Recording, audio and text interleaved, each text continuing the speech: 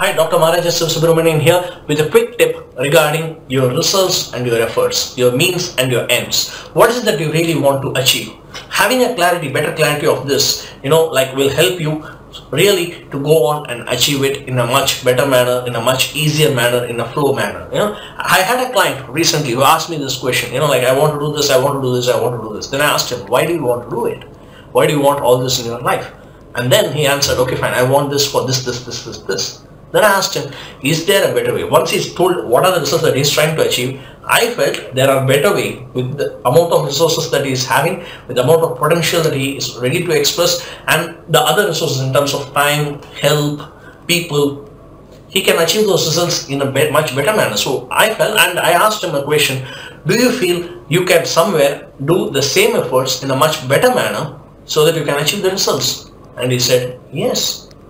It was an answer which came to him. So what he was rather focusing on, which was adding to his frustration, was he was focusing on how to achieve those results rather than focusing on the results as such. He was focusing on the means more than the ends. He was focusing more on the means than on the end result that he wanted to achieve. This is what happens, like in most of the cases where people focus too much on the effort and they lose track of the result that they want to achieve. They get too much into this one, in terms of putting in that effort, that they feel, hey, I'm putting in so much of effort. But what happens is, when you keep on putting the results like this, you take a direction with the efforts, and sometimes the results move off in a way where you will not be able to achieve those results, and there you need course correction. That's why if we see that top leaders, individuals, the top leaders in business, they have periodical reviews to understand and to analyze, hey, this is the goal that I started with.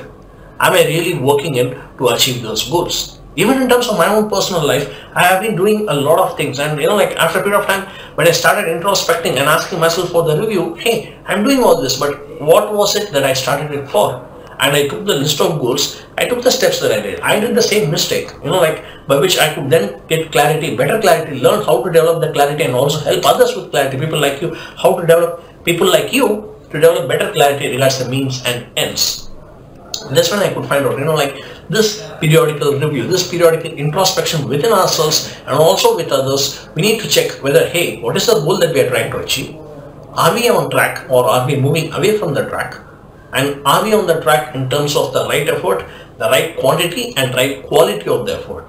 Because what happens, sometimes the time factor may play in, sometimes the money factor may play in, sometimes, all things may be happening. I'll give you an example. When Steve Jobs was working in Next, I came across this video resource through YouTube. When Steve Jobs was working through Next, with his company Next, which he started once he was, thrown out or let go from Apple, he actually came up with an initial investment to run the organization. But after a period of time, what happened was they lost a greater amount of that resource. Money was becoming less, whereas the time factor for which the money was needed was still huge. They thought that the money will be there for, something close to 1 year, but the money was getting exhausted by something like 6 or 7 months. So how is it that an organization like that is going to run for next 4 or 5 months? I'm sure you would have also come across similar situation in your life, in your professional life, in your business. A lot of business people who might say, it happens. And then, they sat through a review and then they found out, hey, when we planned it out, we planned it well, but what happened was we have been overspending. We have to cut down on our expenses. We need to cut down on our expenses, look at, become frugal and look at better cost-effective methods and, like vendors, suppliers and all those things where we can get a better deal. We can't just pay whatever people ask for, or we have to get in a better deal. We have to make our money work more. We have to maximize the output that is created by the money resource that we have. Likewise, find out what is your ends. Once the end is clear, then the means is also there. Hey, I want to achieve a goal. There are 10 steps that I need to achieve by 10 days. But today is already 6 days have completed and I have just completed 1 step. Or I'm in the 6th day when I have just completed 1 step. So I have 9 more steps to complete in the next 4 or 5 days. So that means I have to execute 2 steps almost every single day. What would have happened otherwise? We might have just sat through and thought that, hey, I need to just execute 1 step. I need to just execute 1 step.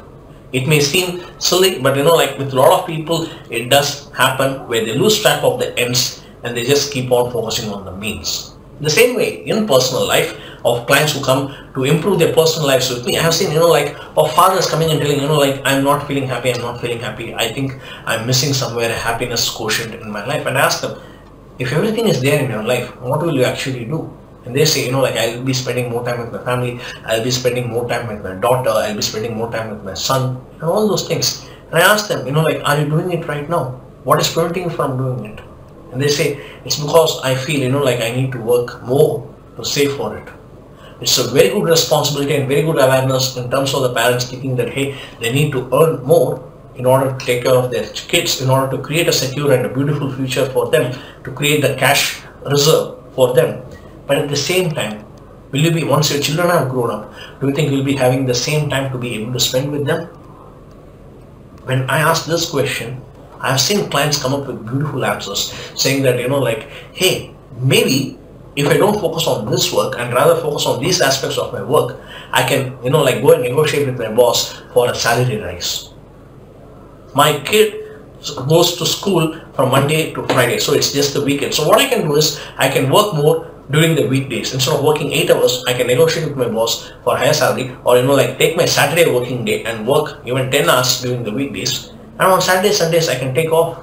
Even with, like, people like who are self-employed, they have come up with answers. Like, I had another therapist who used to say, like, hey, my person, the person with whom, my kid goes for classes. It's a summer vacation, but my kid goes for classes 3 days a week. So what I can focus is, those 3 days I can focus on improving my business, working on my business, working with my clients, and the rest 3 days I can spend it with my child. So like this, like, when you get more clarity and you are associated, you are aligned with your end, you can always tweak and improve the means through which you are achieving your ends, and not get caught up only with focusing on the means, not get caught up with what you are doing, and rather focus on for what you are doing, the result for which you are working. This way you can have better ends. This way you can realize your goals and dreams in a much better manner.